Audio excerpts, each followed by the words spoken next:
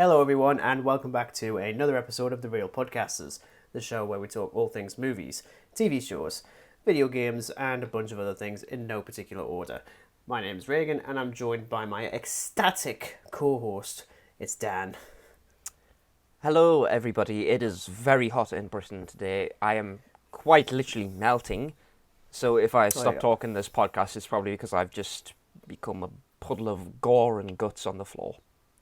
I wouldn't be able to tell much of a difference, to be honest. Well, I mean, seeing as how I watch most of that stuff anyway, you know, it's fine. What? Puddles? Oh, yeah. You're boring, you, honestly. Oh, yeah. Oh, look, another one.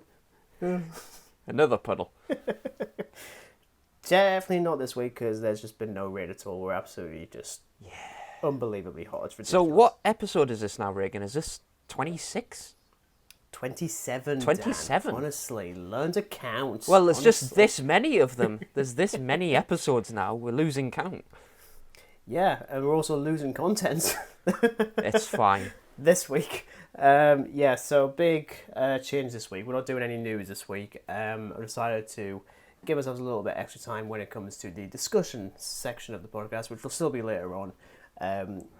That'll be on adaptations, mostly cinematic ones, so like TV to film, video game to film, toy to film, crap like that. Because, you know, we've got a bunch of those coming out. In particular, I think like the most noteworthy ones is like The Sandman, which is now on Netflix. You've got the Lord of the Rings thing in next month, which people won't stop screaming about.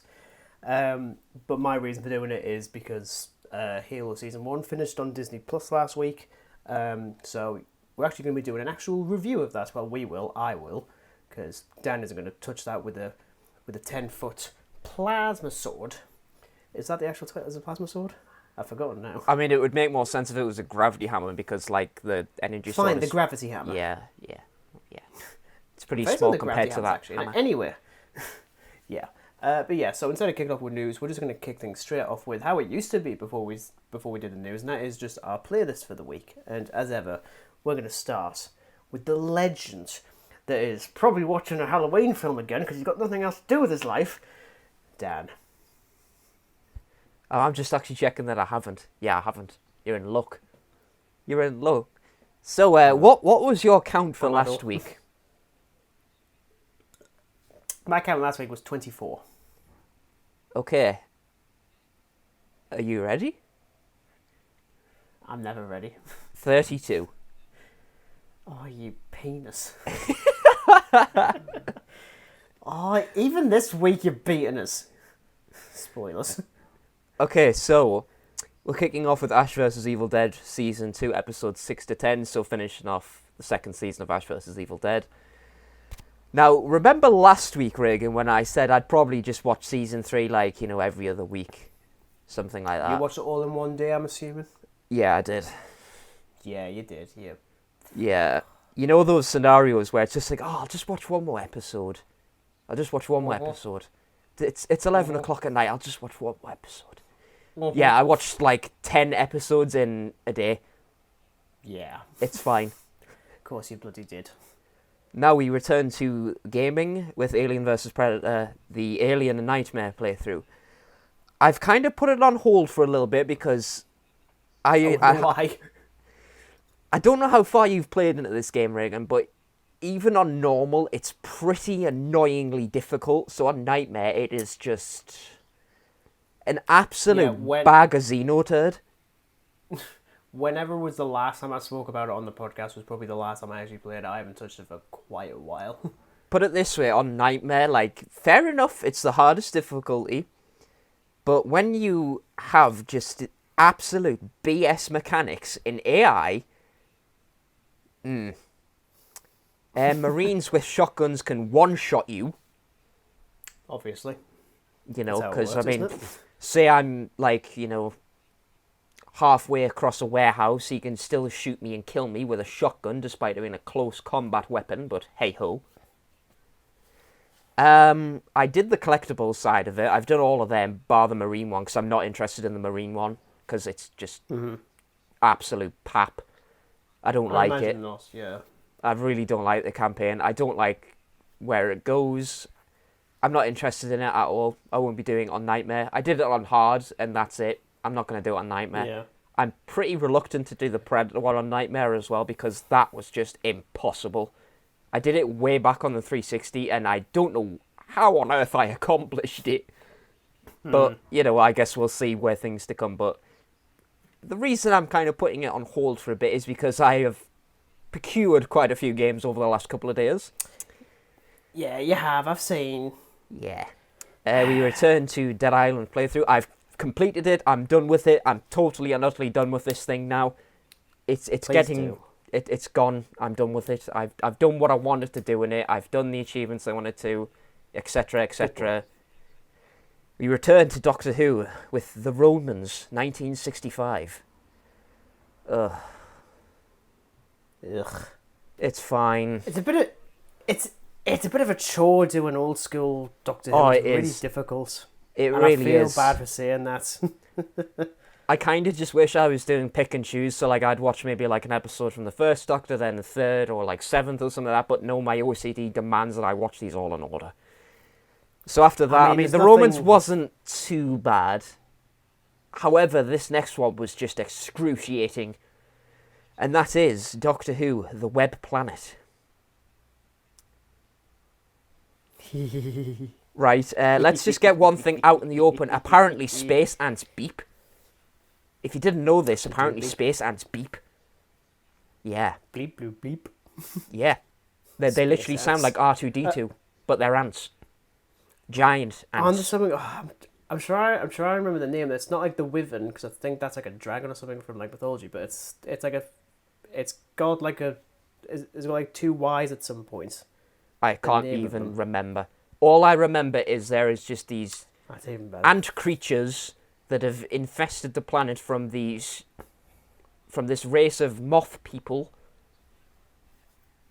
And they're walking on two legs. Yeah. How convenient. Yeah, it's an episode, put it that way. It's a long one, put it that way. Oh. Next up we have how many parts?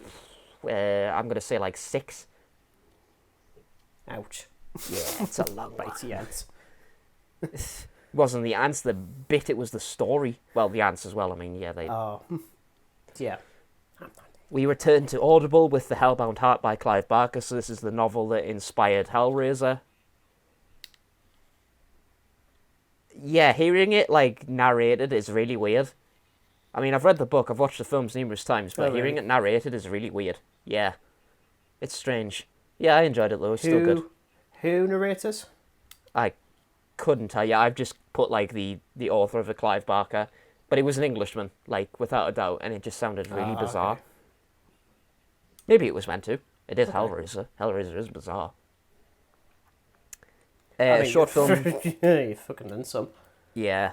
A short film from Alter by Cameron Frog and Tone Su. So I think this is like either Japanese, maybe. A Japanese short film called Here Comes a Thought. One of the most screwed up short films I've ever watched. And I've watched some pretty screwed up stuff. Okay. Yeah, really weird. I mean, creepy as hell. Now we go back to the sequel of Dead Island, which is Dead Island Riptide. I'm not going to sugarcoat this, Regan. This is an absolute atrocity of a sequel that is just... I never played it. There are parts of it that I one. just... It's one of those games, right, where, like, some things in the original work better, and then there are some things in that game that just work better. But unfortunately, its story is just so short. I did this entire game, leveled up maybe 30-odd levels within 15 hours. Completed it and everything. 15 hours it took me. That's how short it is. Yeah, that's alright. So I just did that. Done. Next up, we have the I Am Groot short films. So these have just come onto Disney. So that's I Am Groot, Groot's First Steps. I Am Groot, Groot Takes a Bath. I Am Groot, the Little Guy. I Am Groot, Magnum Opus. I Am Groot, Groot's Pursuit. Yeah, they're all short films and stuff. It's fun just seeing Groot have a little rage every now and then. That was hilarious. Can't remember which one that was because there's like 5 of these things. But yeah, that was funny. 37 minutes later. Yeah. I may or may not have lied about Halloween. Oh dear. Oh, you absolute pisshead. This is Honestly. for the review/retrospective for Graveyard Chit Chat, so I went back and just watched the 78 one, because why not? It's my favourite film, so... Gonna have to get you more films to watch. Like, honestly. I've got plenty of them. How about Incredible Better?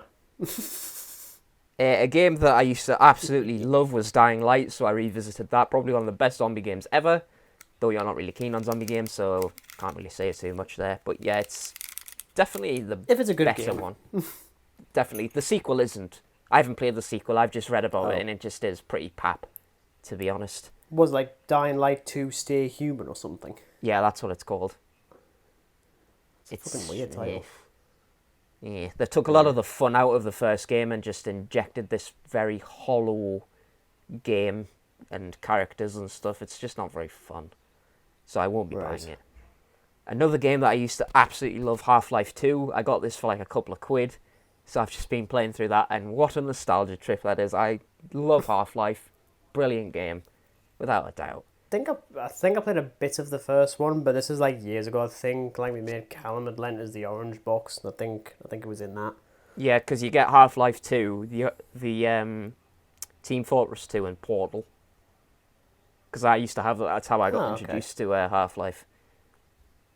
Now we go back to Left 4 Dead. I'm pretty much done with this too. I'm just trying to do an achievement that is bugging the absolute hell out of me. It is survive any campaign on expert difficulty. Now, this expert difficulty is like the hardest difficulty in game, and I've got to give it to Valve with this game. They have a very ingenious AI system for spawning enemies and stuff. It's called the Director, and what it basically does is it assesses your playability within the game, and it spawns things according to how you're progressing throughout the stage of the game. So say you're halfway through a level and half your teammates are dead, it's going to be a little bit easier on you. On expert difficulty, it isn't like that. It just screws you over 24/7. But it is very good, and, you know, I love Left 4 Dead 2. I've played that for absolutely years too, but I'm pretty much done with that one for now. I may go back and revisit it in a year or so, but for now it's done with. I'm just trying to kind of finish off this first one. Now, the holy matrimony of favourable games, Assassin's Creed Black Flag.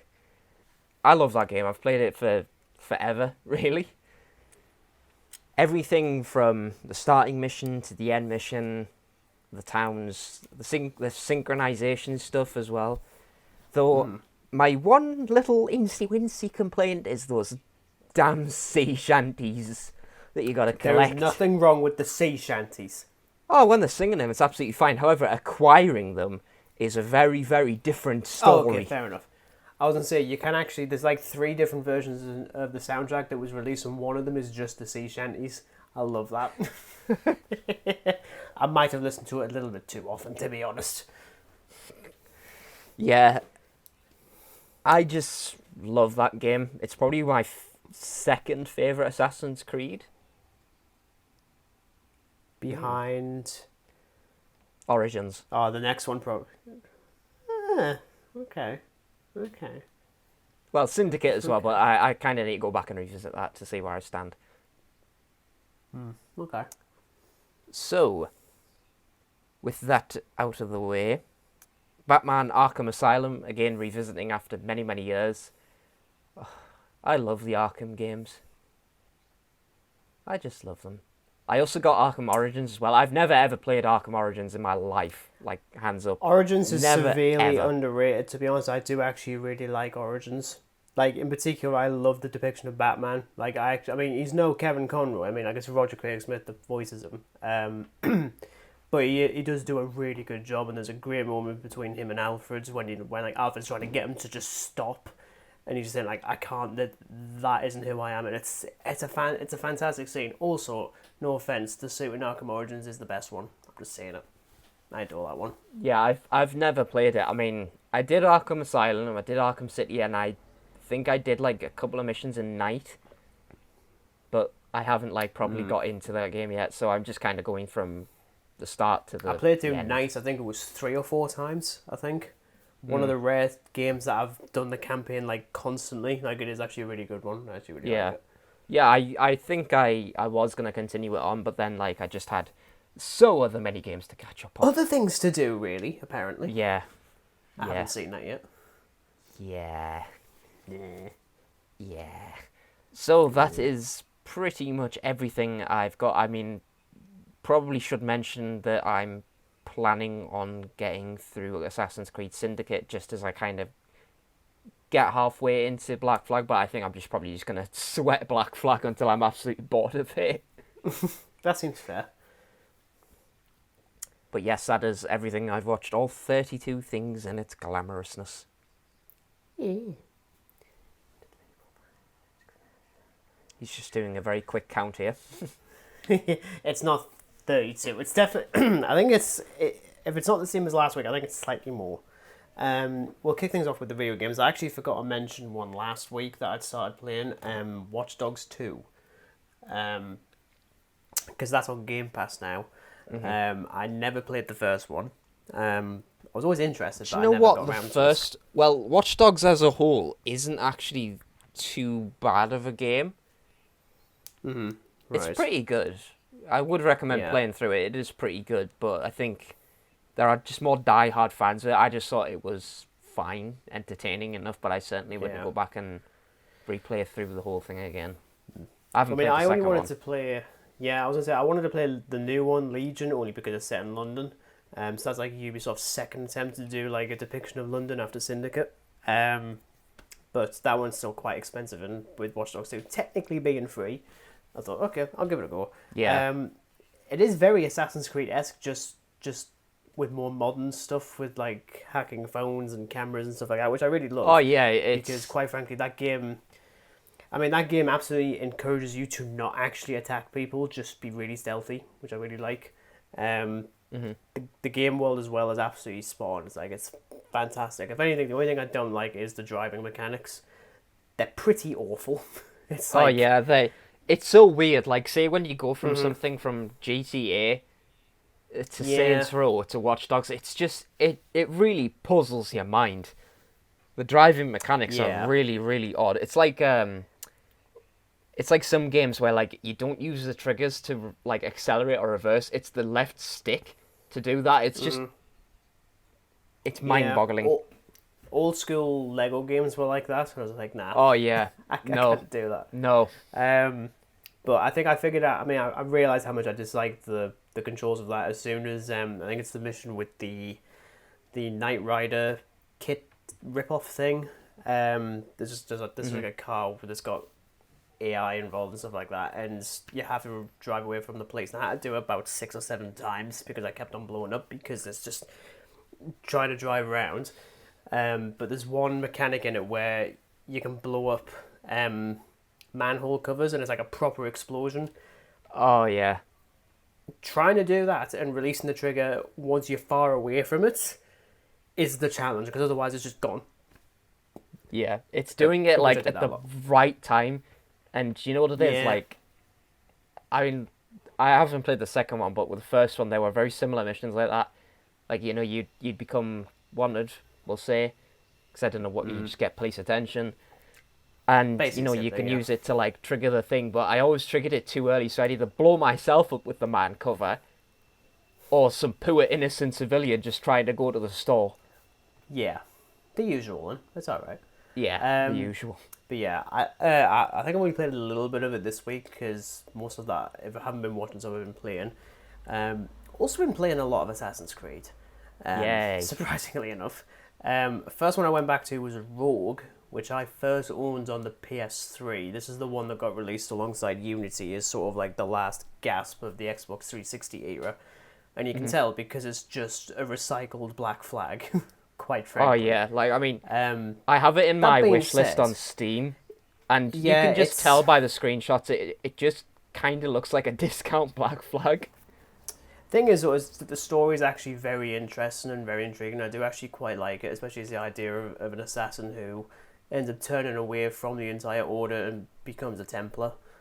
I think the only issue is really, for one, it being quite recycled. Playing these games after playing Origins and Odyssey and Valhalla is just really, really difficult. Oh yeah, Because it's just, I despise the controls and the amount of fluidity, even in just like the parkour and stuff, even in something like Origins, which just blew everything away, frankly. Doing it in Rogue was just a nightmare, frankly. As it was in Assassin's Creed Syndicate, which I also have been replaying, funnily enough, Daniel. I actually spent more, I think I was on it a couple of nights ago, I actually spent more time trying to find 10 Downing Street. I was just like, I want to find the landmarks, and it took us a while to realise it does actually say it on the map. But because my girlfriend's been to London so often, I was like, okay, I'll use you as reference. Like, it's in Westminster. Whereabouts in Westminster is this? And she's like, well, it's near the Foreign Office. I'm like, excellent. Where's the Foreign Office? And then eventually I went back on the map, and it does actually have it as a landmark. I was like, well, fuck you then, honestly. I was like, yep, I can take that off. It's just a building. You kind of go inside. You kind of do anything. Never mind. I'll just go on a carriage and just cause chaos. It's quite a silly game, to be honest, especially when you get to the stuff with Charles Darwin. Oh, yeah. I can't see Charles Darwin being like, yeah, you know what? I'm going to help this assassin. I'm like, that isn't the Darwin thing to do. It's very over the top in some ways. I mean, especially the stuff with Darwin. That was just like, I can't see Charles Darwin ever doing this. Yeah, it's a bit silly. I have heard that the ending is atrocious. So It is. I don't know what happens with that. Okay, well, don't say what. I think I'm only on like sequence 4 or 5 of like 8 or 9. But I mean, like, the mission design in these ones is just really, really poor. Though I just love the fact that I'd come back from Black Flag, which I'll get to in a second, and the first mission I had to do was go to Edward Kenway's house. I was like, holy shit, is that actually a thing in this? Like, wow, Yeah. okay. Yeah. But he's got like... But there's a moment where you have to unlock a door using the piano, and I just sat there thinking, he's not clever enough to do something like this. I'm sorry, I mean, like, I love Kenway as a protagonist, but he's not clever enough to do, like, the piano thing where you play certain keys and then ta-da. That's just not a thing at all. God, I remember that thing. But it's still quite fun, if anything, just because of the map, which initially looks quite ugly, just with it being, like, Victorian-era London. But, you know, I like it. Next up is Assassin's Creed 4. Yay! Because, of course, it is. My original Assassin's Creed game. I hadn't played any of the Should other we ones. So I mention think I to played... our listeners out there the autocorrect mistake that led to us probably laughing in undeniable fits of laughter? Oh, yes, the Assassin's Creed 4 Black Flag Golf Edition. Blackbeard, I'm busy, I'm putting. Okay, let's go. Honestly. Like, I could just so imagine, like, Kedway and his crew, and they're just sailing past this poor, unfortunate schooner, and they're all panicking, like, oh my god, we're gonna get robbed, and then, like, they're just all sat there just playing golf. What if you did pirate golf with the ships? You just pushed it, but then... No cannons or guns or anything like that, you've just got to take each other out with golf clubs. Yeah. We don't have any cannonballs, but we've got some golf balls. So I had 2 of... Well, I started doing the legendary ship thing, because I hadn't finished it. I finished it on the 360, but not on the... Well, here's the thing. I got the achievement before I actually finished it. I went to the top left of the map, and I think it's the El Impontu or something, which is like the super speedy, like Man of War, cornering one. Yeah, but then I saw on the map that there was another one after I'd got the achievement, which said I'd killed all 4. I hadn't. I'd actually forgotten the one I hadn't done was the dual one with the 2 of them. That one is the absolute worst. I mean, I finally figured out how to do it. Like, it was like after years, I was like, the trick is to just aim for one. Once it's red, don't destroy it, because then as soon as you destroy it, the other one speeds up. So leave it, head to the other one, and then just pick and choose, really. But I just say that was a feckin' nightmare. I think that what being I said, it's did fun as hell. As like a tactic, I mean, I had like the jackdaw like fully upgraded and everything, so My first go, I Yeah, didn't same. succeed in it naturally because they just do what they always do and just go in between you and then just absolutely blow you to smithereens. So I did what Yeah. you do, where you pick off one. Obviously, you don't destroy it because you're the one just gets a nitrous engine apparently, and just. Apparently. So it turns out that like once you upgrade the RAM on the Jackdaw, it's very good, surprisingly. So I just rammed this thing into the other ship, destroyed the other ship, but for some reason it got like caught in it in some weird glitch, so it just wouldn't move. So I just had to like keep like steering around and just ram it because when I tried to shoot it with cannons, it just sort of clipped through it, thinking it was the destroyed ship. It was really weird. But I mean, this was Xbox Yeah. 360. It was the dark times. I still maintain that the theme that plays when the legendary ship rocks up is just awesome. I absolutely adore that music. It is so good. It's It's so dramatic. yeah, I mean, like, yeah. I also did a little bit of original Assassin's Creed, All right. because I hate myself. You gotta love that Altair has a very American accent for someone in the Middle East. Yeah, do you know what it is? I was For, like- reading a review because all the Assassin's Creeds, bar Assassin's Creed 3 Remastered Edition, are on sale on Steam, and the Chronicle ones are Right. on sale as well. And someone was saying in the reviews, for a Chinese protagonist, they sound awfully American. I think that's the only one, because I've got all three of the Chronicles ones. Like it's China, Russia, India and Russia, yeah. India. Yeah, I think I've only played the Chinese one. I'm not big on them only because I don't like the 2.5D style No. side scroller thing. It's just a bit weird. It doesn't lend itself to Assassin's Creed. It did for Batman Arkham, because it did one for the PlayStation Vita. I think it was Arkham Origins Blackgate or something. So I played a little bit of that. It's actually quite good. It actually has like a setup for the Suicide Squad in it, not the films, of course not, because how it. But yeah. Original Assassin's Creed is slow. I got Very it on. slow. I got the first one and I got the director's cut of the first one. I don't know if that makes any difference to it or anything like that. I mean, if it's anything like the when I was a kid, I had one of the Transformers games. I think it was the adaptation of Transformers Armada from 2004, which by the way is the best Transformers game, full stop. Like literally blowing up ships on Easter Island or Antarctica is amazing. But I think I've still got the director's cut somewhere. It's probably somewhere over there. It just means you get some added bonus content and stuff like that. Oh, fair enough. Yeah. I got it for like £3. Whether or not that's So, the case. Yeah, £3. I got the second definitely one worth as that. well. I mean, I played the first one, but very little into it, and I think it's just going to be so weird because I bet like all the controls are just so weird. Yeah, you've got like there's this weird thing during the cutscenes where you can still move Altair a little bit. So I just constantly had him spinning around while like he's being screamed at. I was like, yep, it's absolutely fine. Yep, yeah. Oh, okay. I'm sorry, mate. I'm really sorry. We. Which I I didn't realize it was a thing. I was just like, it was pretty funny, as you can tell. It's better than the game itself. But then it's the 15th anniversary of Assassin's Creed this year, so I think maybe a milestone is to try and finish that one, but that's going to take a very, very long time. Maybe many years.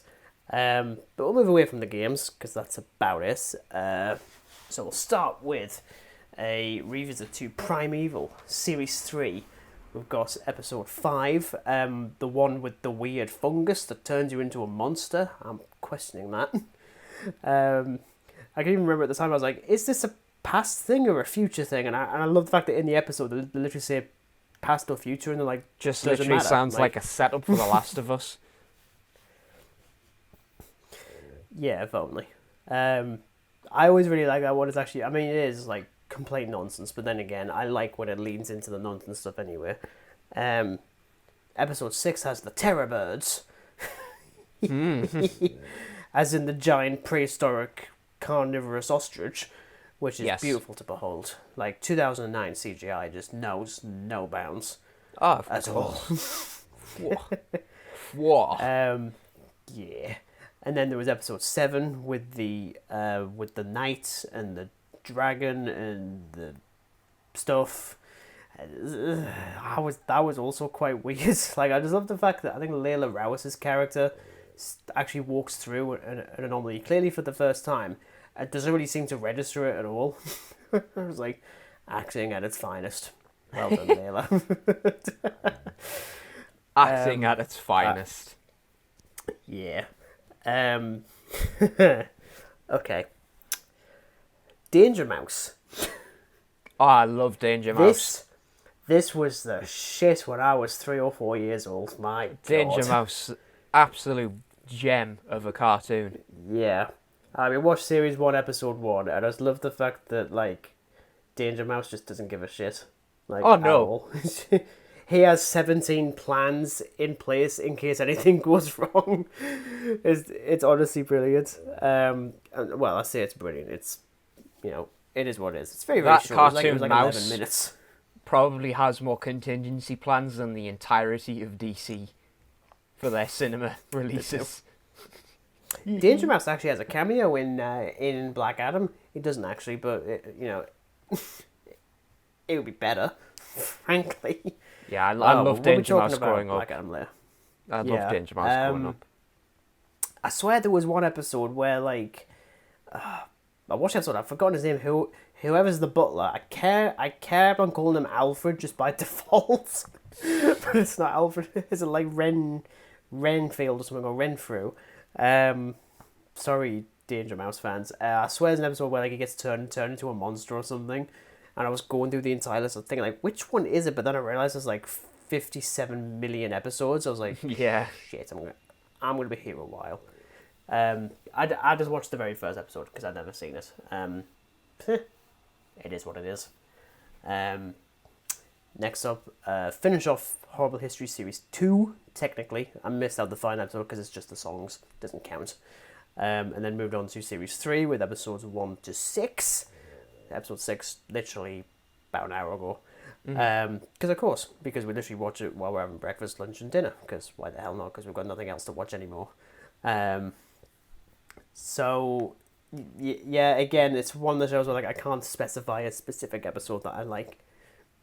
But they're all like I do always laugh at the one when Elizabeth I gets what seems to be the world's first watch. Oh, God. Yeah. And she has the utter temerity to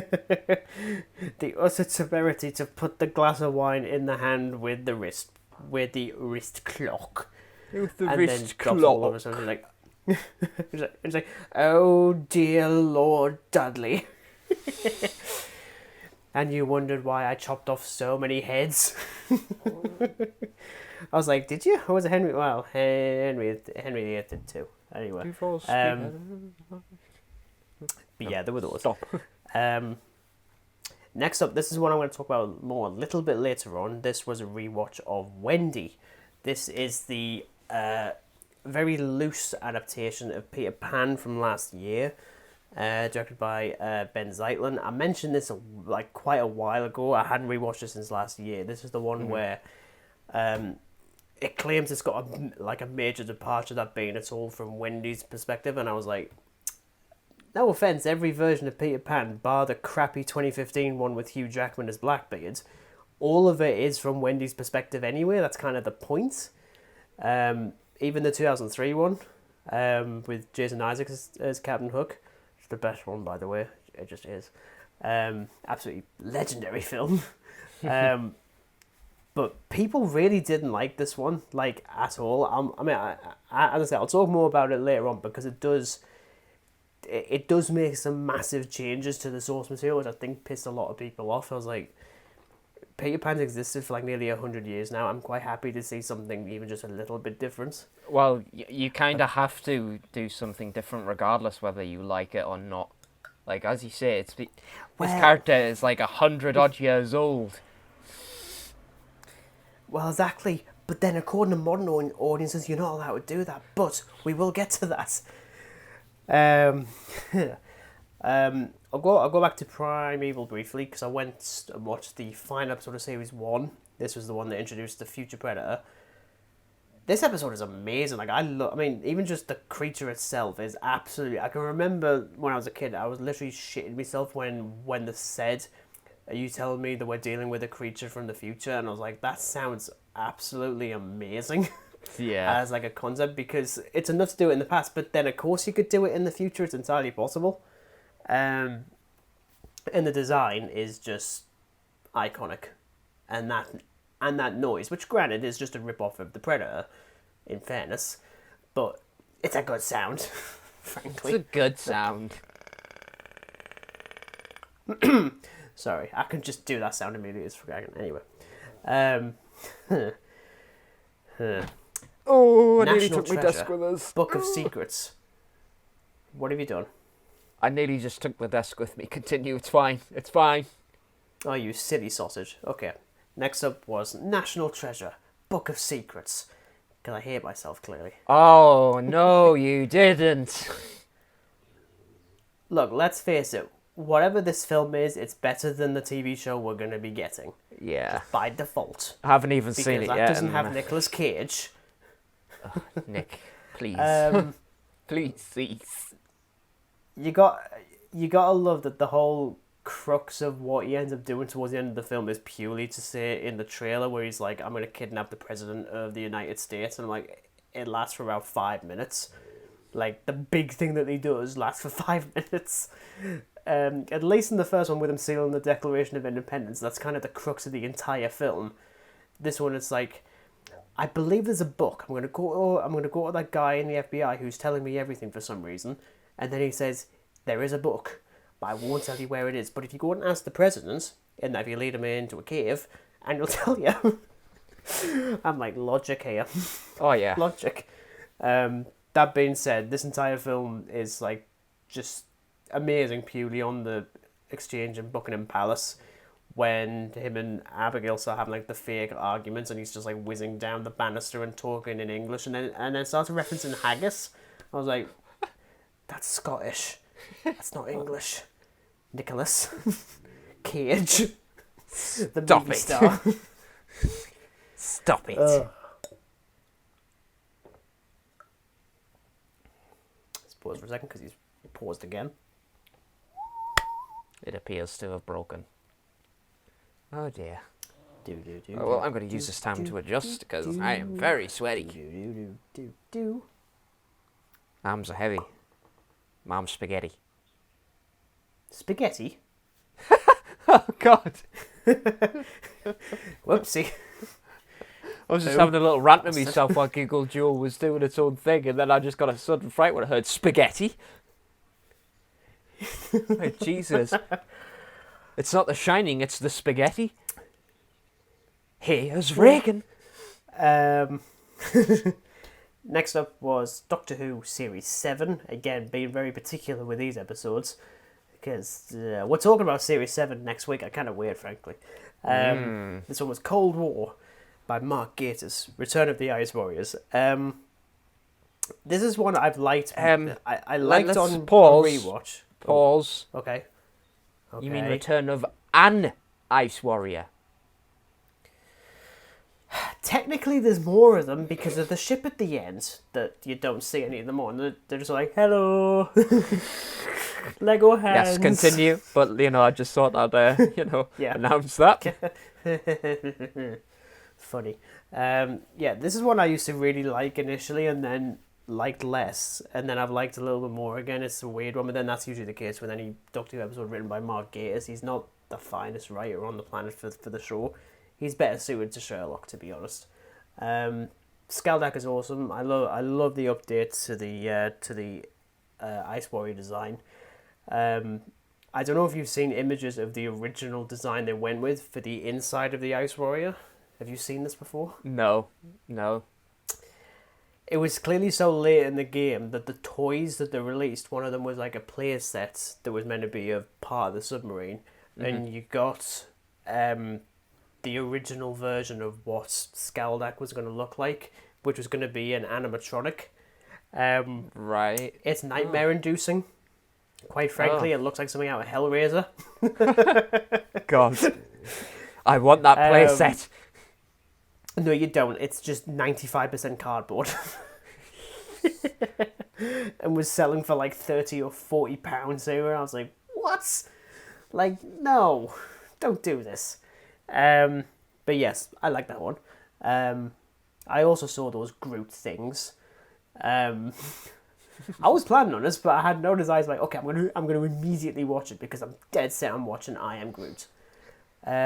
I mean, I only watched them because they were like 5 minutes each. If they're any longer, I would have probably not watched as much. But because they were like 5 minutes each, I just binge watched them all.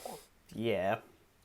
Short and sweet. Yeah, I literally Yeah, I mean, both me and my girlfriend watched them both. I mean, she wasn't big on the first Guardians film. But we both laughed a little bit too hard at these, quite frankly.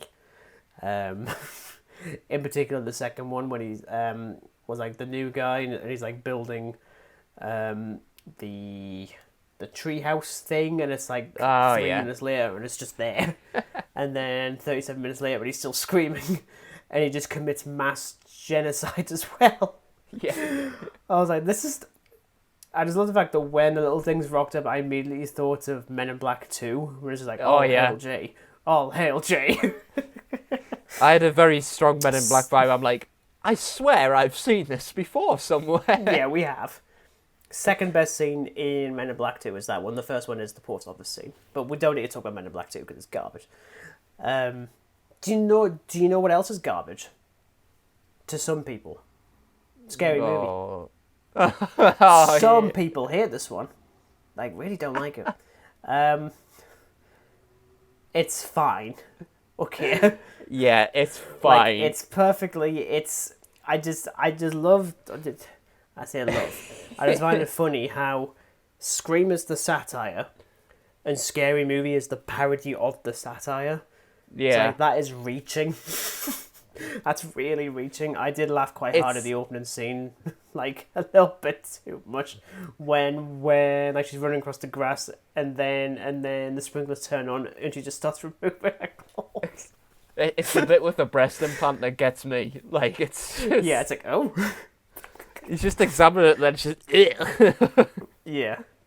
It also parodies I Know What You Did Last Summer, but more or less in the bit with the run over accident, and they just absolutely oh god.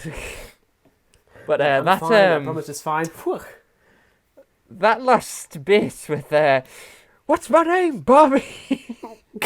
God. And Varys, please, no more. I hate the fact that I didn't realise it was Anna Faris. I actually thought it was Christina Ricci. She does kind of look like Casper. Christina Ricci, yeah.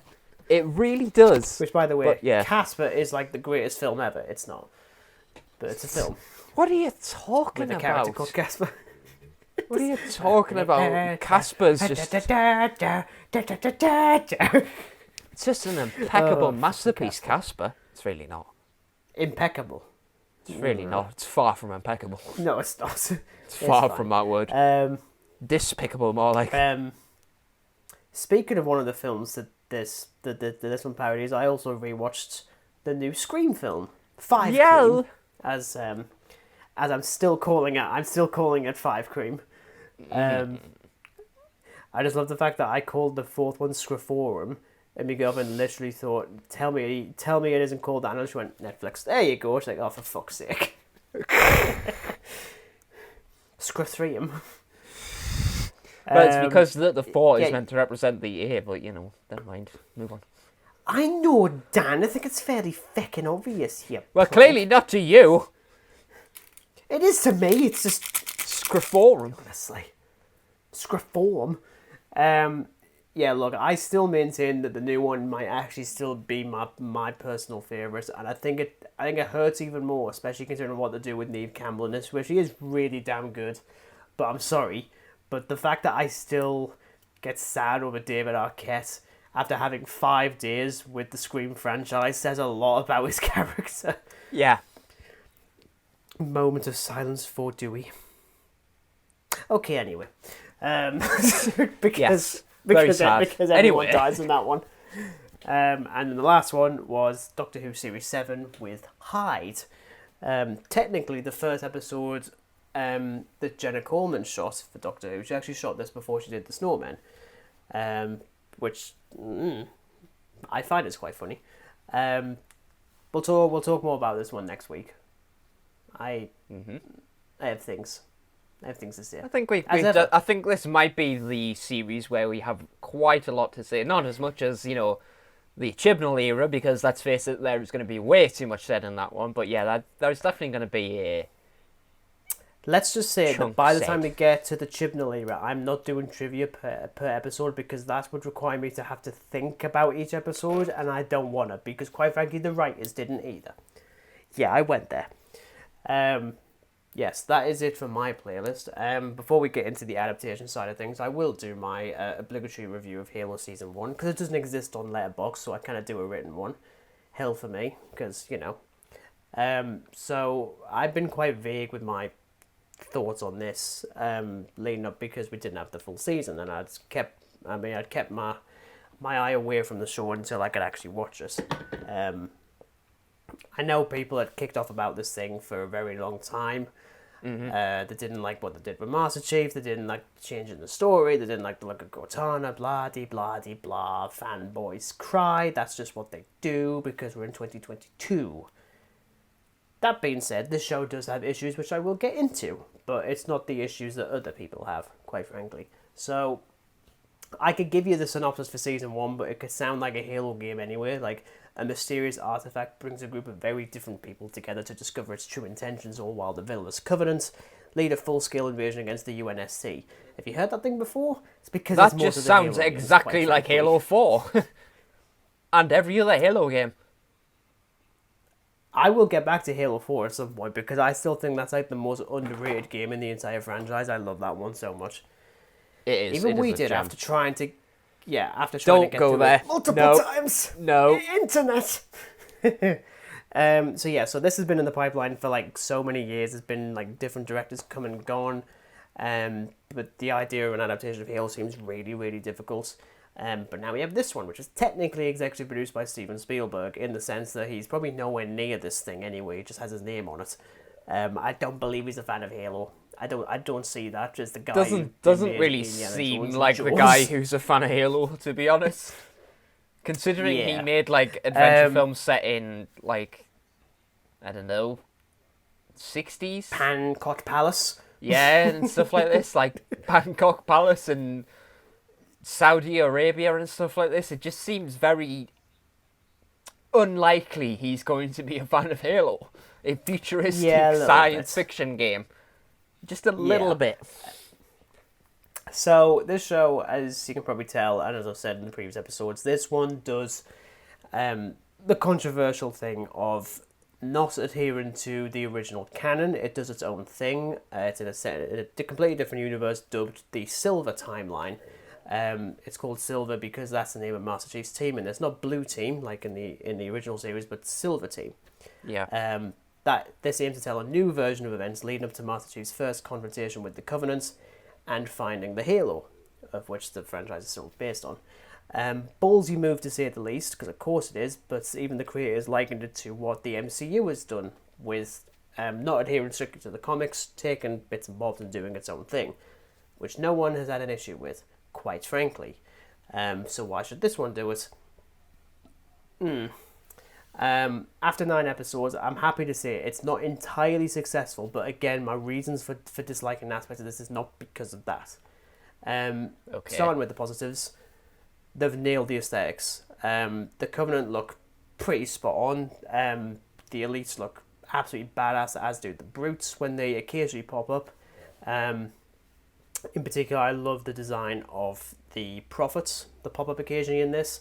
They look like they're ripped straight out of the game, but with modern visual effects, really, of which we haven't seen beyond the Halo 2 anniversary cutscenes, which also looks really cool.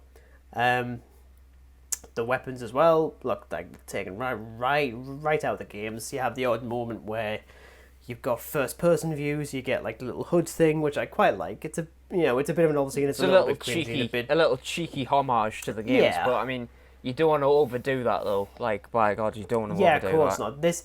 Because trust me, this show is not filled with nostalgia, like, at all. It's very happy to just be like, well, we'll do this, we'll take bits and bobs of this. And it works for the most part. Master Chief as well, for the most part, looks really, really good. But I'll get to issues with that. Cortana was definitely given the most unique adaptation. The blue filter on her is gone. She looks a lot less naked than she was in the games. She actually just looks like she's maybe probably something similar to what she wears in Halo 5 or Halo Infinite. But you do have Jen Taylor being back to play the character, which wasn't initially the plan. The actress that plays Dr. Halsey in this was supposed to be playing Cortana as well, but they changed this, and that was good because Jen Taylor's absolutely terrific as ever. She's easily the best thing about the show. And the interactions with her and the Master Chief nailed that dynamic. It's straight out the games. And I can't fault it at all. I think Cortana is absolutely terrific. As I say, the timeline is completely different now. So we don't have like the fall of Reach and then Chief goes off and then discovers the Halo, seemingly accidentally. That isn't the case here. The artifact that they find starts to unlock memories in Master Chief. He starts to remember his childhood. He remembers that he was kidnapped. Which I don't feel like is something that was ever addressed in the main games, in particular with him. He never really seemed to have a reaction to it, whereas here, he does. Even more so, obviously, the biggest change is, of course, by the end of the first episode, he's removed the helmet. Now, I'm going to say something very controversial here, especially for Halo fans. The idea of him removing his helmet in this makes sense. The idea of him not removing his helmet in the games makes no sense. At all. Well, from a story perspective, it doesn't make any sense. From a logistical perspective, it makes sense because in the games, he's just meant to be the audience inhabit, really. We're just meant to pretend that we're the Master Chief. That's kind of the point. So, not removing the helmet makes it a little bit easier to get under the helmet, so to speak. That character wouldn't work in a show where he's the focus. I'll give him credit to the newer games. They've done a really good job to flesh him out a little bit more. Despite not removing the helmet, which doesn't bother me in the games anyway, it's fine. You could argue that shows like The Mandalorian prove that you can do it with the helmet, but there's a reason in the story for why he doesn't remove the helmet in The Mandalorian. Like all these years of Halo, and as you say, like you kind of pretend to be Master Chief in ways. So it just really doesn't make sense if you just copy and paste it and put it in the show where he doesn't remove his helmet, because how can you relate to that at all? How can you feel exactly. as if it's like it's doing its own thing? That was what people wanted. You can't complain. Yeah. You wanted this. You wanted something different. Because here's the thing. I didn't want them to adapt the games strictly. I didn't want to see like a film adaptation of Halo Combat Evolved. I don't need that, especially because let's face it, video game movies are not good. Occasionally, Sonic the Hedgehog 2 and Tomb Raider. I'll just keep on saying it, and technically Werewolves Within, despite having never played the game. Anyway, but I like the fact it goes in a different direction. The execution isn't always strong, but that's just because of the focus. Like for example, one of the characters that we're introduced to is Quan Ha. I've mentioned her before. She's the teenager that we're introduced to in the very first episode with the first invasion of the Covenant. Yeah. And she has a lot of screen time to the point that she could be the main character for the first half of the show. And I'm like, there is nothing there. I don't care about this character at all. I'd rather you go back to the Master Chief, despite the fact that, he has no helmet and spends most of the time not in the armor. Like, opening scene of him in the first episode, sporadically through the season, and then for most of the finale. That's fine. But if they're going to bring this character back, who is completely forgotten about by the time of the final 2 episodes, like she's just not there at all. If they're going to bring her back, get some new writers, because my God, it's like watching a spoon that has just gained consciousness, and it's like something out of Toy Story 4 with Forky, except Fork is a damn good character, unlike this one, which is Spoony, we'll call her. So it's essentially Spooky Spoon from the Numberjacks. Oh my god.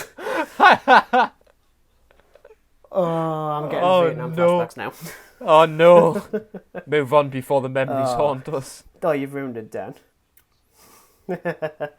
um, but yeah, one of the biggest praises I'll give this show is the fact that it does treat the Spartans like actual characters. Like, they do begin to have crisis of like conscience whenever it comes to their memories. Like, once they realise that Halsey has kidnapped them and manipulated them.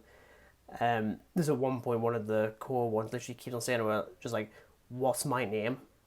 Because she has a name and a designation, but that's probably not her actual name. And Halsey's like, "I'm not going to tell you," because she is like one of the most manipulative characters in the franchise. She's a great character, but not because she's a nice one, but because she's evil. Oh yeah. Like, You could argue she's literally like probably one of the worst bad guys ever. She's probably worse than the Covenant in some respect, and they're just arseholes. One of the main characters that they introduce is a character known as the Blessed One. This is a human that's been brought into the Covenant, which is again a ballsy move. Like, this hasn't been done in the games. It's very, very different. She's clearly been she's a good parallel to the Chief, who've both been groomed for war, basically. So they have that connection, especially after they have sex, which, I joked on about. Because it is very... Because, no one expected that. Wasn't necessary, but they have that connection. I'm curious to see what they'll do with it in Season 2, if anything. We do know we're getting a Season 2. 50 Shades of Spartans. I don't need 50 Shades of Spartans. If I wanted 50 Shades of Spartans, I'd watch three bloody 100. I don't want to watch 300. I'm sorry, I didn't like that one. It's weird because I know you said you weren't going to watch it, and it's one of those things where I'm not sure if I can recommend it based purely on the fact that, for the most part, like, do you know what it is? I think I may be intrigued by it once I revisit Halo, because I plan to with the Master Chief Collection. So maybe my curiosity towards the show may be piqued with it. It probably will be. I don't know why I'm saying may. It definitely will be, because I like Halo. Yeah, and added to it, like, was the reason I chose, where, like, I think it was like a Christmas thing, either 2010 or 2011. I was given the choice between either a new phone or an Xbox, and I was like, well, I'd quite like to play Halo, so I'll get the Xbox, please. In many ways, that was a bad idea. I could have had a better phone like a year prior. It's fine. But look, you don't go into a show like this expecting the games, and I do actually appreciate that, because then I'm going in pretty blind, even without reading up on anything. As I said, there is a lot of filler though. There's a lot of characters that just don't need to be there. A fair few episodes that are just sort of meandering. And even when there's winks and nods to the original game, it's not cheeky. It's not like desperate. It's done in a very interesting way. Can I call it good? I'll say almost. It almost hits it just on a few issues with like pacing and characters, but it does leave it in a very interesting position where Season 2 will probably tie into Halo a little bit more.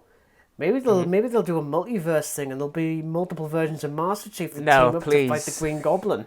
Please, we've had enough multiverse stuff. We don't need it in Halo now. Please, no. We don't. I actually really appreciate the fact that they haven't done that yet. And now we've just jinxed it. It's going to happen now. Yeah, we've jinxed it. Season 2 is probably going to get announced with just like a multiverse trailer next week. Like, balls. It's just like Master Chief from different, like, various, like, Master Chiefs from the game. So there's the Combat Evolved Master Chief. And there's the Halo 3 Master Chief. Then there's just 4, and then just whatever else. Yeah, I'm not looking forward to that at all, quite frankly. Let's stop before, we give some studio a horrible idea. Yeah. But yeah, I mean, because I've had time to think on it since the last episode, I do like it. Mm-hmm. It's almost good, and quite frankly, even a video game adaptation, well, like a video game being turned into something else, being almost good is quite frankly a blessing because we've had enough of the garbage ones. Oh yeah. Let's be glad that this wasn't actually garbage because it could have easily been, quite frankly. It could have been, But I but at least suppose- they're kind of doing their own thing with it. I mean, look, I don't think anybody expected this thing to be perfect.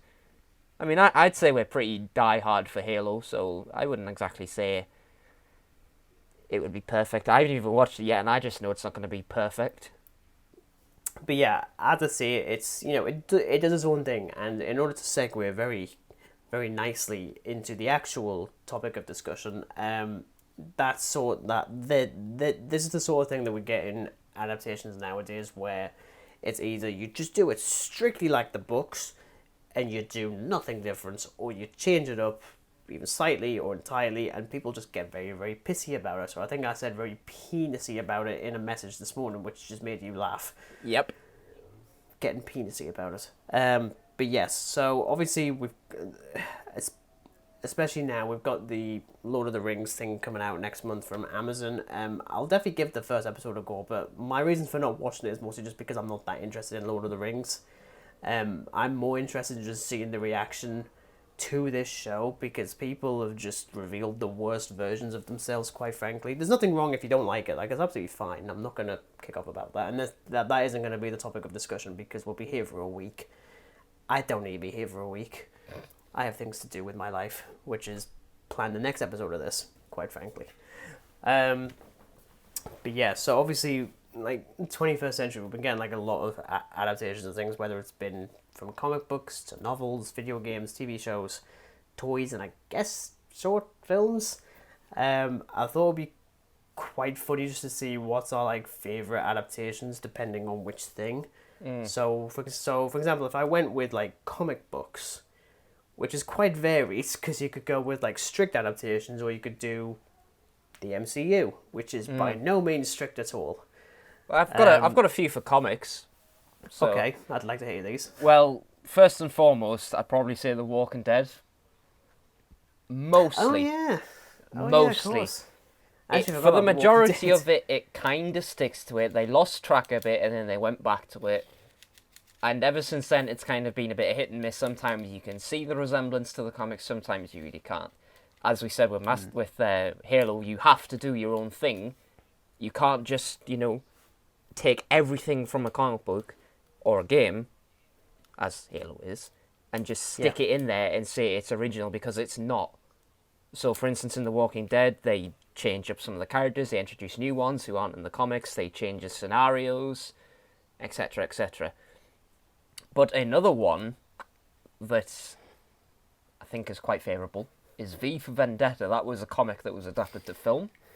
Yes, I actually mentioned this one yesterday to my girlfriend. Just one I wanted to watch again because I always liked it. Oh, it's Quite a bit. It's brilliant. It's one of the best comic adaptations I've ever seen. It's fantastic. And sticking with definitely. sort of like the superhero kind of thing is Watchmen as well. Again, that sort of comic to film. I'd like Watchmen, I think. Yeah, I did. I liked Watchmen. I really like Watchmen, actually. I own the I think it's the Ultimate Cut, so it's like 3 hours and 15 minutes. I've never watched. It is that one all the really way good, through because Watchmen. I It can't. is really good.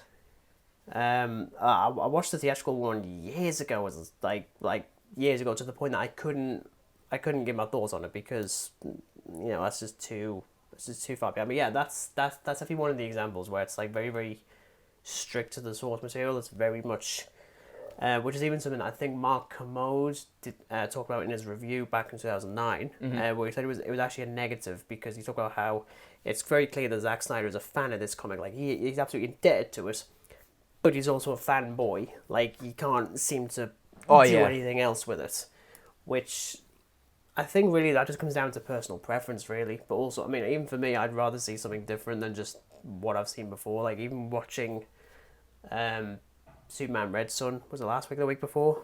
One of those. Where for the most part that still adheres to the original graphic novel, but then deviates quite a bit in certain areas, but still retains a decent amount of the heart and the point of that film. Yeah. Well, at least the comic book. Even if Batman's in it now for 4 minutes. It's fine. I was like, And anyway, I always liked Russian Batman. some more sort of comic to film adaptations that I picked out. 30 Days a Night. So again, this was a comic adapted to film. We also have Tales from the Crypt, which was adapted by George A. Romero to Creepshow. I'm still yet to actually watch most of those. I love them. The Crow as well, a comic to film. I love The Crow. Oh yeah, it was. I love that film. That is a absolutely masterful film. And sticking with our friendly neighborhood, Spider-Man. Obviously, Spider-Man comic to film, and then went from film to game as well. And I think that's like most of the comic ones. I mean, obviously you can mention Batman as well. You know, comics, films, games. I think that's probably it. I'm maybe going to mention Ash vs. Evil Dead because, you know, it's felt like TV series to comic kind of thing, that sort of thing. But yeah, that's most of it for comics. But book to film or novel to film adaptation. I have a lot of these because, well, let's face it, there are some great adaptations from novels. I was actually going to mention before you moved on to the novels, The Boys as well. Yes. Because that is not like beyond like the odds comic book moment like Hero-gasm, for the most part, it does its own thing. It sticks itself closer to the more modern superhero stuff, specifically with the DC one, because it's easy to take the piss out of. Like, very, very easy, in how Homelander, the parody of Superman, is better than the current version of Superman. That's just bad. That's bad. So before our technical issues, I mentioned I'm yet to actually like sit down and watch the film properly, but I think everyone sort of knows this is one of the best novel to film adaptations of all time, which is of course A Clockwork Orange. Was it? Oh, yeah. I didn't know yeah, that. did you not know it was adapted? I haven't seen A Clockwork Orange yet. It's somewhere down there. Yeah. Is it? Yeah, it is. It's I suppose this might shock you as well. Psycho as well. Yeah, that also, as far as I know, actually, that does actually deviate quite a bit from the book. Yep. As well. We of course have Jurassic Park as well. Mm-hmm. Yep. Again, quite different.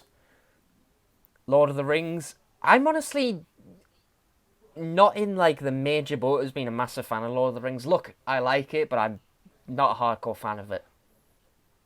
I'll watch it just it's probably similar to something like The Godfather, which is also based on a novel. Yep.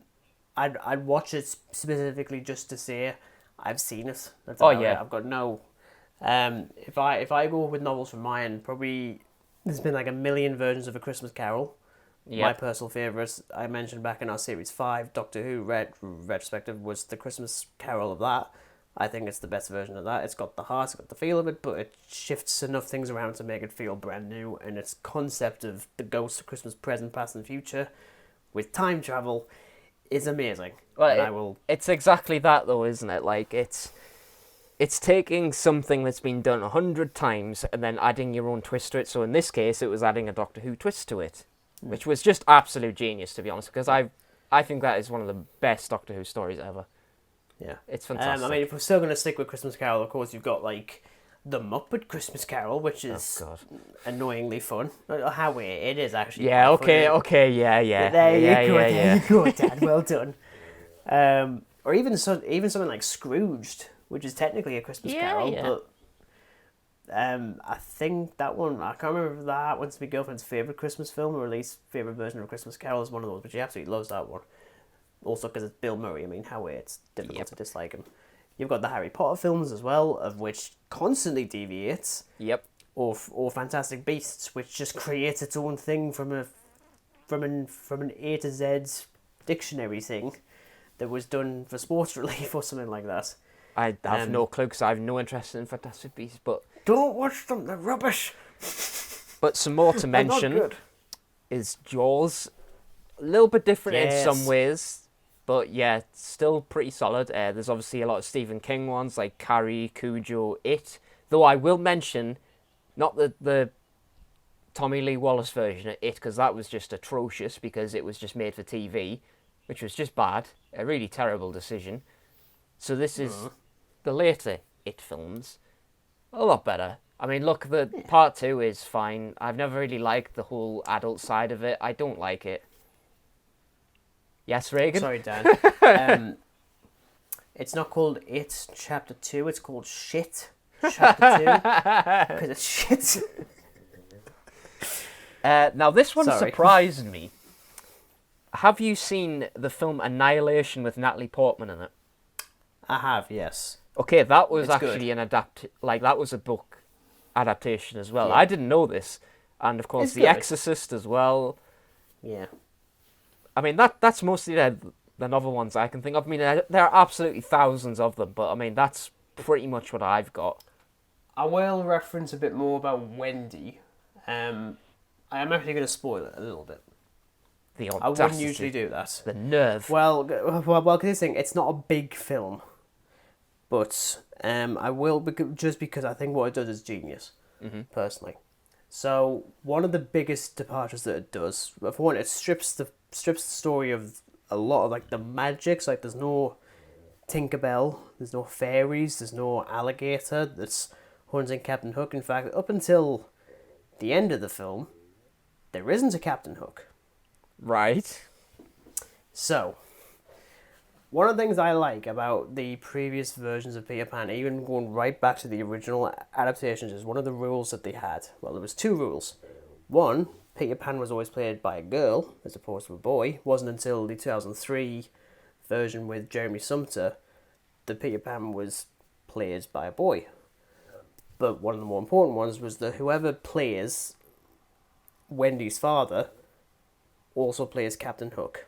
That's like a weird rule. It's just like a tradition thing. Wendy the film doesn't have the father. There's no father at all. So then you're thinking, okay, what is this going to do? Because Captain Hook is going to have to appear in this, and I didn't click on initially. So when Wendy and her brothers, Douglas and James, go off to this island, it's never called Neverland, because heaven forbid you'd call it Neverland, you crazy freaks. Crazy freaks. And they're on this island, and there's this mysterious creature that resides in the very centre of the island that they call Mother. And essentially these kids are there, and because of their faith in Mother, it protects them from everything, and it also means that they don't age.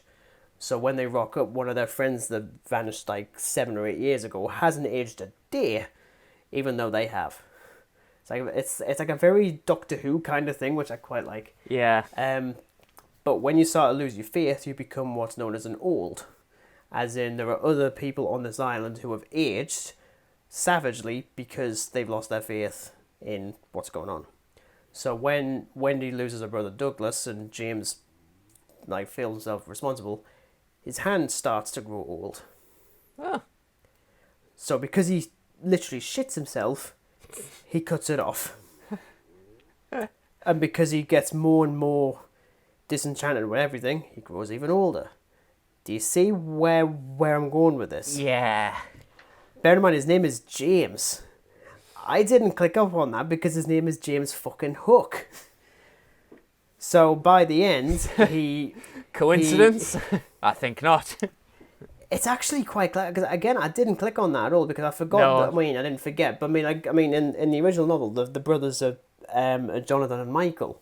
This one does it differently, and I still think it's a nice connection between Wendy and Hook because there's always that connection. Now it's a familial connection because it's the brother who's now aged to the point of he technically becomes the villain for like 10 or 15 minutes. Like there isn't really a villain until then. But he brings like all the older characters together to try and hunt down Mother to try and regain their youth. And by the end, they realise that's a bad idea. He stays on the island with this version of Peter Pan, little kid, really cute as a button, which is rightly so. They don't fly either. But he stays on the island to be Peter Pan's arch nemesis, because he's a fan of pirates, as Captain Hook. Because he's not going to age anymore, because he's got his faith back, but he's not going to get any older or younger. So it's going to stay like that. And I thought, that's actually I like that. Yeah. I like that a lot. It's a really cool idea. That is, I must admit, that is really cool, actually. I mean, look, for some people it's quite boring in places. I wouldn't go that far. I mean, there's a lot of like lines in the film that sounds like, I think Ali Plum regarded it as recycled poetry. And it sounds like really like it sounds like it's got a lot of meaning behind it, but in reality it's probably not a lot. Then again, they're played by kids. I mean, how are you? It's no Stranger Things in regards to the performances, but my God, are they adorable? Like, they're so. I mean, I do really like them. Mm-hmm. But that is a good example of when sticking to the source material, well, not sticking to the source material, I should say, does actually work. As I say, I mentioned The Boys as well. That does away with a lot of the comics. As far as I know, the comics aren't actually that good to begin with. I wouldn't know because again, I'm desperate to start it. I'm probably going to start it very soon, seeing as I've just totally binged Ash vs. Evil Dead now. So this is probably going to be the next thing I watch, and probably binge that too. Please, Please, Dan, for the love of God. This is one I actually couldn't figure out though. Have you got any ideas for when sticking to the source material actually works? Vaguely. Yeah. Because we can't class the Transformers films. No. Because they're not faithful and they're garbage. That's a nice way of putting it. I mean, yeah. This one's weird, but I suppose it's down to personal opinion. I'd honestly say Jaws for the most part. Mm-hmm. I'd say Psycho as well. Yeah. And this is a bit of a weird one. Mary Shelley's Frankenstein. Is that the Kenneth Branagh one? It's the first Frankenstein film that was made in like the 1930s. I think that one is probably the best thing of it because James Whale or something. The novel version of it, I haven't read it, I've listened to it on Audible. It is really, really out of stretch. Like, it is horrendously long. Mm-hmm. And there's none of this in the film, but it's kind of good that they just stick towards, like, put it this way, the end of the novel is just basically that film. Yeah. It's not all this, like, other backstory with these characters and stuff like this, so it's kind of one of these ones that does work, but it doesn't work at the same time. It's just one of those weird ones that's just in the middle. But I think it works for the most part because I don't really want to see a Frankenstein film where it's just drawn out so long.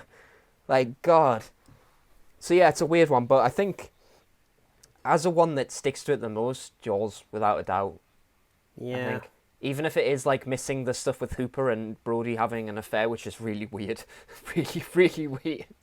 Yeah, it's probably a good thing that's out because it goes into excruciating detail in the novel. Mm-hmm. Yeah. I bet. Yeah, it really does. And put it this way, when you listen to it on Audible and your parents are in the house, make sure you turn your phone down when it gets to that scene.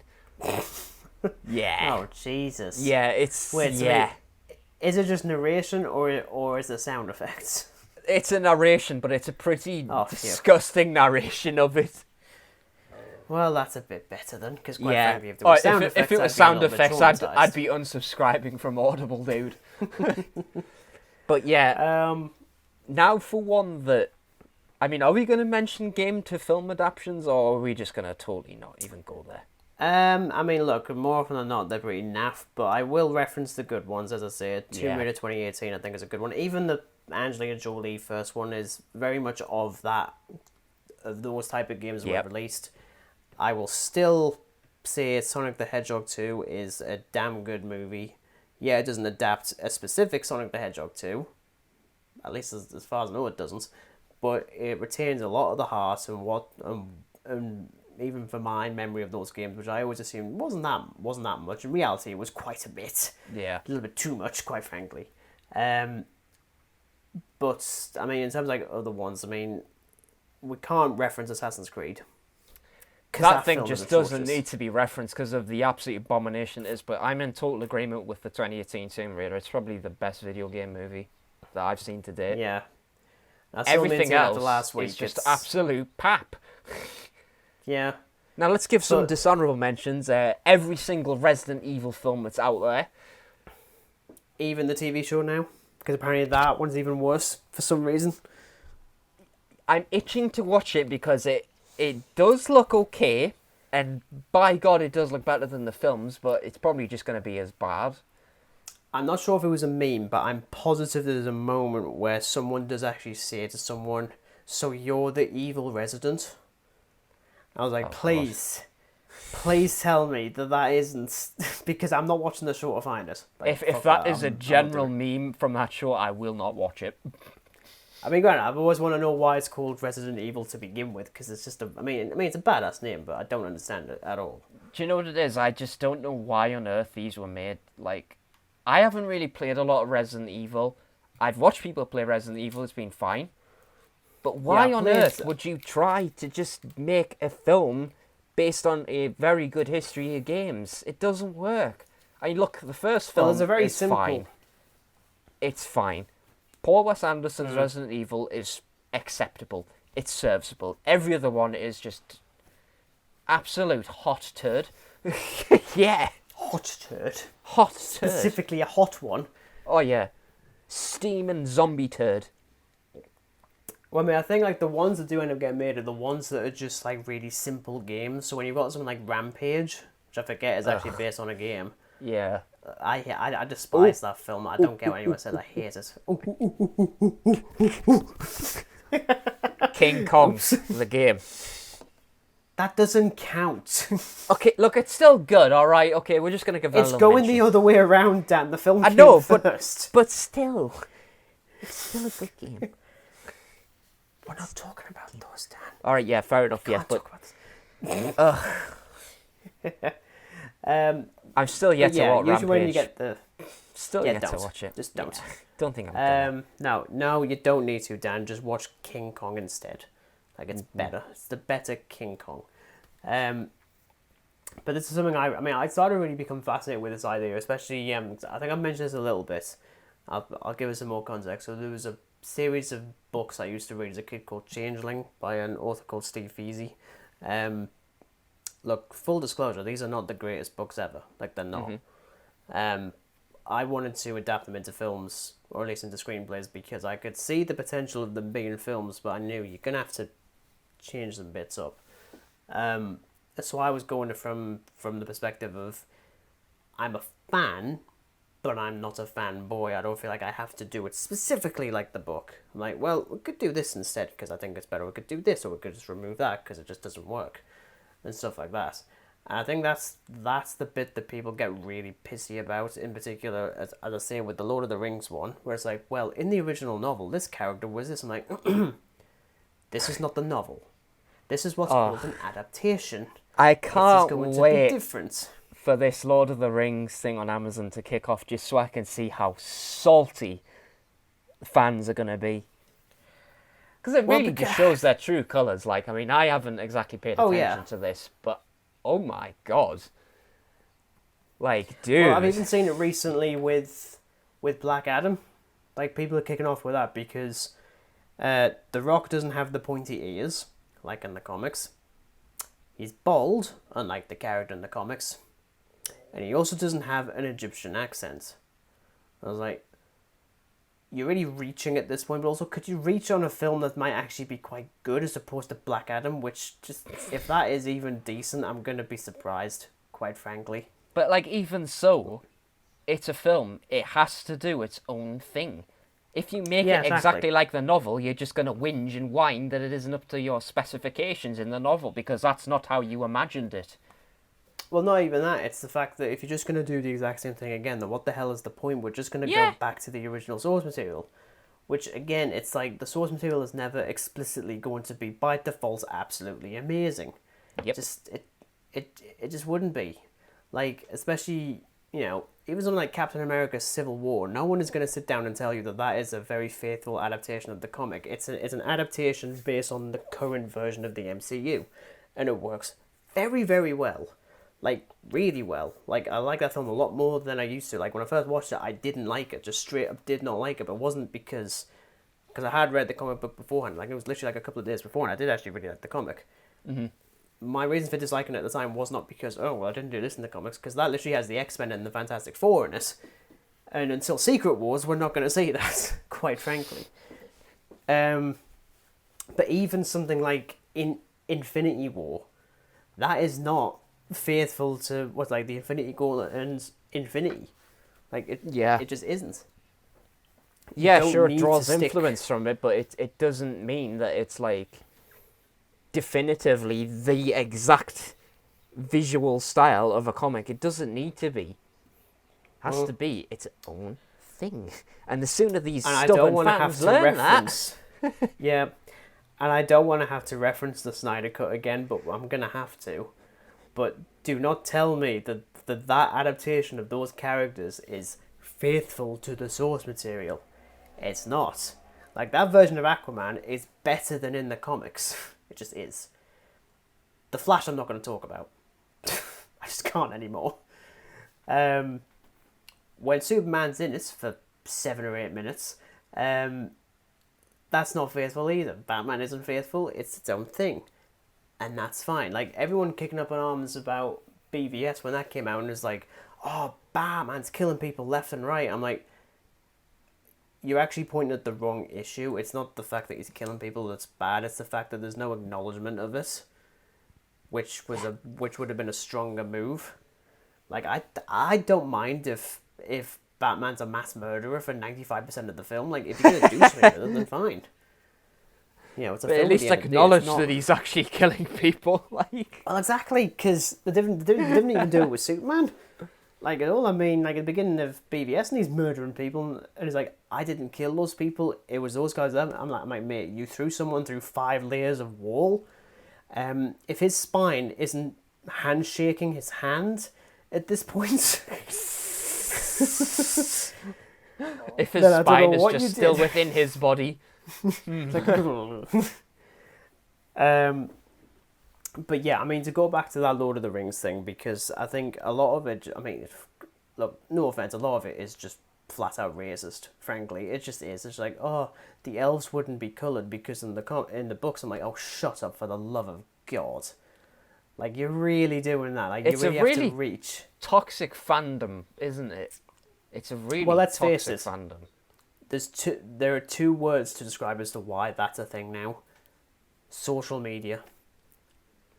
Like, no offense, if the Star Wars prequels came out now, the reaction that the sequel trilogy got would have been identical to the prequels. Oh yeah. It just would. But because Facebook or like Twitbook and Ugram didn't exist back then, the only way you could do it is through like forums on IMDb, which I've never touched the IMDb forums because it's 2022, man. How are you? Get a Letterboxd account. Shameless plug in the comments. But it just, like, you know, I've seen it with Doctor Who, I've seen it with the MCU, I've seen it with the DCEU, I've seen it with the SPU, which I think is the Sony Marvel Spider-Man universe, whatever they fecking call it. I'm like, you Or the call it Sony that, verse, yeah. as they just simply call it. The Morbiverse. Yeah, the Morbiverse. It's a Morbin time. Nope, not doing that again. Nope. I forgot that film even existed. I cannot wait to talk about that in the first episode of 2023. I cannot wait. So is that going to be But an yeah. episode like a look back on 2022's worst films? It'll literally just be like the first episode that we ever did, which was just the 2021 Film Awards. We'll just cross out 21 and just write 22 instead. Yeah. I'll have plenty of hot takes after this year, because my God, ooh, there has been some films released. Oh yeah. And that's like the definitely most been positive some thing I can say. films released. But yeah, this is definitely just like a general discussion on adaptations. It's not like we've got like a specific like direction to go in, but my God, it's just like, it's just nuts, frankly, just this whole reaction. Like, even for me, like, I'm not going to start kicking off because, like, oh, this character isn't identical in the comics. Like, we got it with, I remember when Batwoman, that TV show, was starting to come out, and they got Ruby Rose to play the character. And people criticised her because she wasn't gay enough. Yeah. It's Because mad. she's bisexual. It's I was madness. like, are you fucking... There is reaching, there's nitpicking, and then there's that. In fact, I mean, look, I never watched the show because I thought it looked hilarious, frankly. I haven't I touched actually upon give it, him but credit to I remember like seeing the reactions seeing the reactions from it, and I just thought like, my I'll God, give him you're I'll give him you're credit trying to season. reach the moon with your bare fist. Yeah. I'll give him credit to season 2 where they opted to go with a brand new character to play Batwoman. I thought that's actually a clever idea because you could just do that. There's nothing wrong. You could absolutely do that. And hell, we probably would have gotten that with Batgirl if that was a thing. But never again. Yeah. I'm still salty about that, frankly. My God, I didn't realize how much I wanted to see that film until it got cancelled. Because initially I was like, yeah, okay. Sure, I'll give it a try the next day. Cancelled. Yeah, it's like, oh, well, never mind. Fuck that. Never mind, that's gone out the window. Yeah. But yeah, it's just... Is there any need for this, frankly? Is there any need for, like, this level of pettiness, frankly? Do you know what would it is? say no. I think it just comes to what adaptation it is. Like, look, Lord of the Rings, you get a very certain kind of fandom there. Walking Dead, I mean, look, that show has gone through numerous changes, not all good, but mostly the fandom toward it has been, okay, well, we'll do this. But then you obviously get some who are just, like, die-hard to the novelization / comics of it, where it's like, well, this character wasn't in it, so why is it in The Walking Dead? Well, Yeah. firstly, if you are able to actually think with your very inept-sized brain, Evidently not. like, it has to do its own thing, otherwise it's just pointless. Mm-hmm. And it is totally different. Like, it's hard to explain to somebody who hasn't really seen every single episode to date, but there are significant changes from the comics to the show throughout the seasons. Sometimes it's more evident, as I've said, and sometimes it's a little less evident. But nonetheless, it does its own thing. Which is the point we're getting at. Like with Master Chief, it's the difference that makes the difference. Yeah. I think, like, the bit I'll end on, really, is the fact that one of the core reasons I think why people are so up in arms about this whole thing as well is because of the oversaturation of, mostly with the comic book stuff, but just adaptations in general. Like, we've gotten hundreds in the last 20, 30 absolutely years. Hundreds upon hundreds. Like let's face it, they're the most talked about things. So everyone sees them, everyone knows about it, so everyone has an opinion. But, we're not, I'm not going to sit here and say, oh, well, you can't. Yeah, because you're entitled to your own opinion, but I think there's a difference when, you're expressing your opinion and just telling everybody else that their opinion doesn't matter. Because it's just like, And stop upholding the source material as if it's like the Bible. Like, I'm sure the Lord of the Rings books are incredible. Like, I'm sure they are. Like, I've heard plenty of the say. You know what it is? Why can I see like some Lord of the Rings fan like dressing up in like some monk robe, attending some premiere of it? I know it's an Amazon exclusive, but they go to like some like house where there's some neighbours watching it. They just crash through the window holding up the novel. It's like, you shall not watch this. I don't see like that the Lord of the Rings fans. I don't know what they're called, but, well, I know what they're called. Idiots. But, to be blunt. But yeah, I think that's about as much as I've got to say on that, quite frankly. I think we've said it's nice having like a very loose discussion on things, very laid back and crap like that. But yes, thank you everyone very much for listening. I hope you all enjoyed it. We had plenty of internet issues, which you're not going to hear because I'm going to edit it out like the absolute novice expert that I am. I like that term, novice expert. Next week we will be returning to the Hooniverse. For one of 2 episodes, we'll be discussing Series 7. And the week after that, we'll be talking about look forward to. Look forward to. I don't know. And then the week after that, we'll be talking about the 50th anniversary celebrations. We'll say that because there was plenty of stuff that got released for the 50th, which we'll go into, because I've got the Steelbook somewhere. I have everything. I have everything down. I cannot wait. That one I cannot wait for. But yes, thank you very much for listening, and we'll see you again next week. Goodbye. Ta-ta.